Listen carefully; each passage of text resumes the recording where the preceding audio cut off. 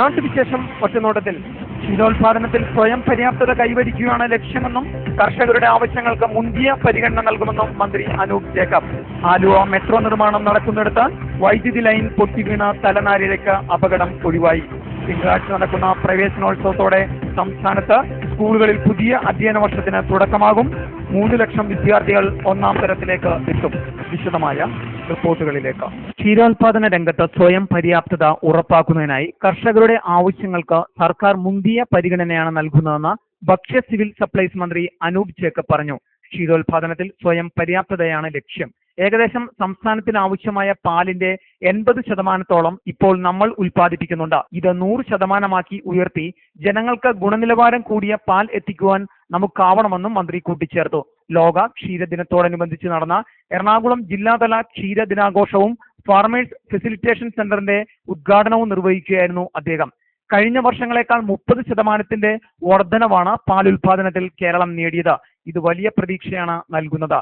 കേരളം പാലുൽപാദനത്തിൽ സ്വയം പര്യാപ്തത നേടുന്നതിന്റെ സൂചനയാണ് 30% വർധനവ്. ക്ഷീരമേഖലയിൽ വിപ്ലവകരമായ മാറ്റങ്ങളാണ് സർക്കാരിന്റെ നേതൃത്വത്തിൽ നടക്കുന്നത്. കർഷകരുടെ സുരക്ഷിതത്വമാണ് സർക്കാർ ലക്ഷ്യം. കർഷകരുടെ പ്രതിസന്ധികൾ മറികടക്കുവാൻ വിവിധ ക്ഷേമ സഹായ പദ്ധതികൾ ആവിഷ്കരിച്ച് നടപ്പിലാക്കുന്നതിന് സർക്കാർ പ്രതിജ്ഞാബദ്ധമാണ്.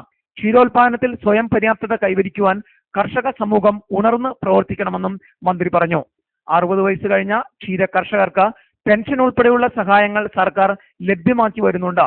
നിലവിലുള്ള കർഷകരെ നിലനിർത്തുന്നതിനും പുതിയ കർഷകരെ ആകർഷിക്കുന്നതിനുമായി നൂതന പദ്ധതികളാണ് സർക്കാർ ആവിഷ്കരിച്ചിരിക്കുന്നത്.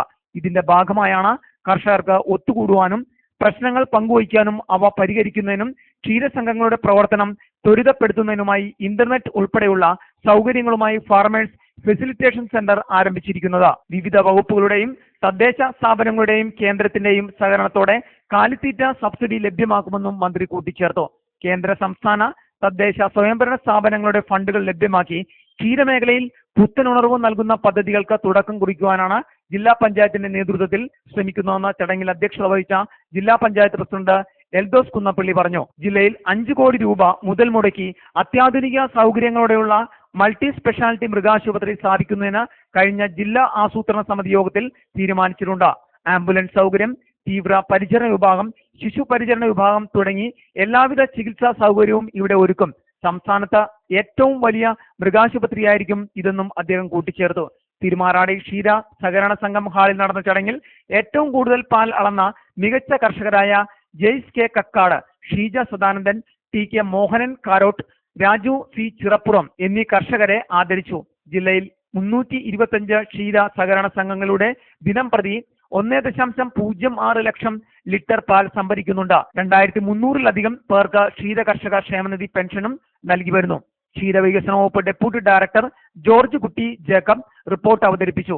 പാമ്പാക്കുട ബ്ലോക്ക് പഞ്ചായത്ത് പ്രസിഡന്റ് ഐഷ മാധവ്, ജില്ലാ പഞ്ചായത്ത് അംഗം Asha Sanal, Pambakuda block panchayat vice president Joseph Babu, Thirumarady panchayat acting president Smitha Saju, member Kunjappan Painkali, വിവിധ ക്ഷീരസഹകരണ സംഘങ്ങളുടെ പ്രസിഡന്റുമാരായ Shaji Kudiyirikkal, K C Thomas, M V Yohannan, M J Joseph, Markose Ulahan, veterinary surgeon doctor Claire തുടങ്ങിയവർ പങ്കെടുത്തു.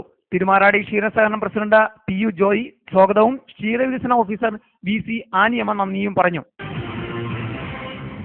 മെട്രോ നിർമ്മാണ ജോലികൾ നടക്കുന്നിടത്ത് 66 kV ലൈൻ പൊട്ടിവീണു. പൊട്ടിവീണ ലൈനിന്റെ ഒരറ്റം 11 kV ലൈനിലും മറ്റേത് റെയിൽവേ ട്രാക്കിന് സമീപവുമാണ് വീണത്. ഇതോടെ പ്രദേശത്തെ ഇലക്ട്രോണിക്സ് ഉപകരണങ്ങൾക്ക് കേടുപാട് സംഭവിച്ചു. എന്നാൽ കോൺക്രീറ്റ് ചെയ്യുവാൻ സ്ഥാപിച്ചിരുന്ന താൽക്കാലിക സംവിധാനത്തിൽ നിന്ന് വീണ് തൊഴിലാളികൾക്ക് പരിക്കേറ്റിട്ടുണ്ട്. വാഹനങ്ങൾ ആ സമയം ദേശീയപാതയിലൂടെ പോകാതിരുന്നതിനാൽ തലനാരിഴയ്ക്കാണ് അപകടം ഒഴിവായത്. ശനിയാഴ്ച രാത്രി 11:30 ലൈൻ പൊട്ടി വീണത്. ടവറിന് സമീപമുള്ള തൂണിന് കോൺക്രീറ്റ് ഇടുന്ന വലിയ മെഷീനാണ് ലൈൻ പൊട്ടിച്ചത്. ഇവിടെയുള്ള 11 kV കടന്നു പോകുന്നുണ്ട്. അതിൽ തട്ടാതിരിക്കാൻ മെഷീൻ താഴ്ത്തി പുതിയ സ്ഥലത്ത് കൊണ്ട് ഉയർത്തുമ്പോഴായിരുന്നു ലൈൻ പൊട്ടി വീണത്. ഇതിനെ തുടർന്ന് റോഡിൽ 66 kV ലൈൻ ചുരുണ്ട് ടാറിനോട് ചേർന്ന് ഉരഞ്ഞ് തീയും പുകയും ഉയർന്നു. 1 മിനിറ്റോളം ഇത് നീണ്ടുനിന്നു. ഈ വിവരം പോലീസിനെയും ഫയർഫോഴ്സിനെയും ഉടൻ തന്നെ നാട്ടുകാർ അറിയിച്ചെങ്കിലും ആരും എത്തിയില്ലെന്നും ആരോപണമുണ്ട്. വാഹനമില്ലാത്തതിനാൽ വൈദ്യുതി ബോർഡ് അധികൃതർക്കും രാത്രി സംഭവ സ്ഥലത്തെത്തുവാൻ കഴിഞ്ഞിരുന്നില്ല. ഞായറാഴ്ച രാവിലെ 9 മണിയോടെയാണ് വൈദ്യുതി ബോർഡ് ജീവനക്കാരെത്തി ലൈൻ പൂർവ്വസ്ഥിതിയിലാക്കാനുള്ള ശ്രമം തുടങ്ങിയത്. ഇന്നലെ രാത്രി ഏകദേശം 11 മണിയോടുകൂടിയാണ് ഭയങ്കര ശബ്ദം കേട്ട് ഞങ്ങൾ പുറത്തിറങ്ങി നോക്കുമ്പോൾ ടൗണിലേക്ക് പൊട്ടി വീണൊക്കെയാണ്. നോക്കിയപ്പോൾ DMRCയുടെ കോൺക്രീറ്റ് വണ്ടിയുടെ പൈപ്പ് തട്ടിയാണ് ഈ പൊട്ടി വീണേക്കുന്നത്. ഒരുപാട് വാഹനങ്ങളൊക്കെ ആ ബ്ലോക്കായി കിടക്കുകയായിരുന്നു. ഞങ്ങൾ വന്നാണ് വന്നത്. അപ്പോൾ ചാലക്കുടിയിലേക്ക് വിളിച്ച് പറഞ്ഞ് ചാലക്കുടിയിലും ബ്ലോക്ക് ചെയ്തു. പിന്നെ പുറകെ പോകുന്ന റെയിൽവേയുടെ കണക്ഷൻ ലൈൻ പൊട്ടി താഴ്ന്നെടുക്കുകയായിരുന്നു. പിന്നെ KSTB കളമശ്ശേരിന്ന് ആൾ വന്ന് അവരാണ് ശരിയാക്കിയത്. ഡ്രൈവർമാർക്ക് DMRC പണിക്കാർക്കാർക്ക് പരിക്കേറ്റുണ്ട്. അവരും ആരും ദുരൂഹതയോടെ ഇവിടെ എത്തിയേക്കാൻ ആരോട് പറഞ്ഞിട്ടുണ്ടോ? പ്രതീക്ഷകളുടെ പൊടിപൂരവുമായി പുതിയൊരു അധ്യയന വർഷം കൂടി പിറക്കുന്നു. ആദ്യാക്ഷരം എഴുതി തുടങ്ങുന്ന നഴ്സറി കുട്ടി മുതൽ +2 എത്തുന്നവർ വരെ പുത്തൻ സ്കൂൾ വർഷത്തിനായി തയ്യാറെടുപ്പുകൾ തുടങ്ങി. നീണ്ട വേനലവധിക്ക് വിരാമമിട്ടുകൊണ്ട് ജൂൺ 2-ാം തീയതി പുതിയ ക്ലാസുകളിലേക്ക് എത്തുന്ന ആകാംക്ഷയിലാണ് കുട്ടികൾ. കരുതലോടെ ഇവരെ സ്കൂളിലേക്ക് അയക്കാനുള്ള തന്ത്രപ്പാടിലുമാണ് രക്ഷിതാക്കൾ. കുട്ടികൾക്ക് വേണ്ടിയുള്ള സ്കൂൾ വിപണി ഇതിനകം സജീവമായി കഴിഞ്ഞു. പുതുവർഷത്തേക്കുള്ള ബാഗും കുടയും യൂണിഫോമും വാങ്ങി ഒരുങ്ങിയിരിക്കുകയാണ് ഭൂരിഭാഗം വിദ്യാർത്ഥികളും. കുട്ടികൾ സ്കൂളിൽ പോകുമ്പോൾ പതിവായി കൂട്ടിനെത്തുന്ന കാലവർഷത്തെക്കുറിച്ചുള്ള ആശങ്കയിൽ കുടകളും മഴക്കോട്ടുകളും രക്ഷിതാക്കൾ ഒരുക്കി കഴിഞ്ഞു. തന്നേക്കാൾ വലിയ ബാഗും പുറത്തു തൂക്കിയാണ് പല കുട്ടികളും സ്കൂളിലേക്ക് പോകുന്നത്. ഈ ഭാരക്കൂടുതൽ പലപ്പോഴും കുട്ടികളുടെ ആരോഗ്യത്തെ തന്നെ ബാധിക്കുന്നുമുണ്ട്. കഴിവതും കുട്ടികളുടെ പുസ്തകങ്ങൾ സ്കൂളിൽ തന്നെ സൂക്ഷിക്കുന്ന പദ്ധതി ചുരുക്കം ചില സ്ഥാപനങ്ങൾ ഇതിനകം നടപ്പിലാക്കി കഴിഞ്ഞു. പല സ്കൂളിലും പല യൂണിഫോമുകളായതിനാൽ ഇത് പ്രത്യേകം ലഭിക്കുന്ന കടകൾ തേടി രക്ഷിതാക്കൾ വലയുകയാണ്. സീസൺ ആയതുകൊണ്ട് യൂണിഫോം തയ്ച്ചു കിട്ടുവാനും ബുദ്ധിമുട്ടുകയാണ്. ഈ സാഹചര്യങ്ങൾ കണക്കിലെടുത്ത് സ്കൂൾ തുറന്നാലും കുറച്ച് ദിവസങ്ങളിലേക്ക് യൂണിഫോം നിർബന്ധമാക്കേണ്ടതില്ല എന്ന തീരുമാനത്തിലാണ് അധികൃതർ. രക്ഷിതാക്കളെ സംബന്ധിച്ച മറ്റൊരു ആശങ്ക കുട്ടികളുടെ യാത്രാ സൗകര്യമാണ്. സ്കൂൾ ബസ്സുകളിലും മറ്റ് സ്വകാര്യ വാഹനങ്ങളിലുമാണ് വിദ്യാർത്ഥികൾ എത്തിയിരുന്നത്. ഓട്ടോറിക്ഷകളടക്കം കുട്ടികളെ കുത്തിനിറച്ചു കൊണ്ടുവരുന്നത് സ്ഥിരം കാഴ്ച തന്നെ. വളരെ അപകടങ്ങൾ വിളിച്ചു വരുത്തുന്ന ദുരിതയാത്രയാണിതെങ്കിലും സ്കൂളിലെത്തിക്കുവാൻ രക്ഷിതാക്കൾക്ക് മറ്റു മാർഗങ്ങളൊന്നും ഇല്ലാത്തതുകൊണ്ട് ഈ സാഹസിക യാത്ര തന്നെയാണ് ആശ്രയം.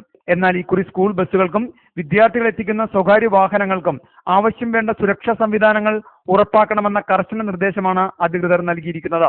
ഇത് സംബന്ധിച്ച പരിശോധന ഊർജിതമാക്കുമെന്ന് സംസ്ഥാന മോട്ടോർ വാഹന വകുപ്പ് നിർദ്ദേശം നൽകി കഴിഞ്ഞു.